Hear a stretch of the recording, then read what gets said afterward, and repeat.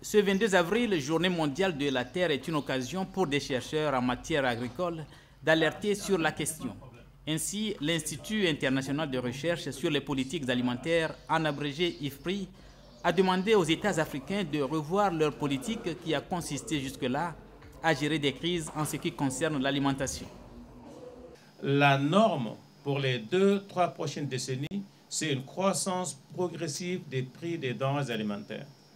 Donc, les gouvernements devraient développer le programme, non en termes de gestion de crise, mais en termes d'exploitation d'opportunités de compétition et de concurrence sur les marchés aussi bien nationaux qu'internationaux.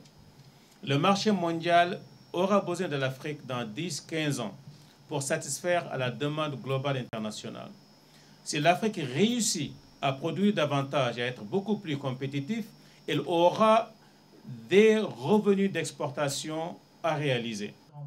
Cette nouvelle réorientation à imprimer aux politiques agricoles sur le continent est d'autant plus urgente que les effets des changements climatiques se font de plus en plus palpables.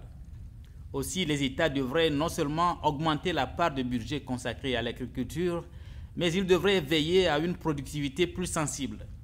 Ceci sans négliger les impacts des changements climatiques sur l'agriculture et l'adaptation à ceux-ci. Il y a différents niveaux d'effets.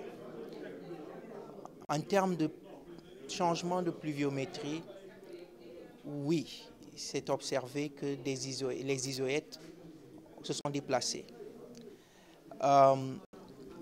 Donc il y a certaines zones qui s'apprêtent moins à la production de certains types de cultures. Ça se sent. Le but à terme est de faire contribuer l'agriculture à la réduction sensible de la pauvreté dans toute l'Afrique. À ce jour, très peu de pays consacrent plus de 10% de leur produit intérieur brut au développement de l'agriculture.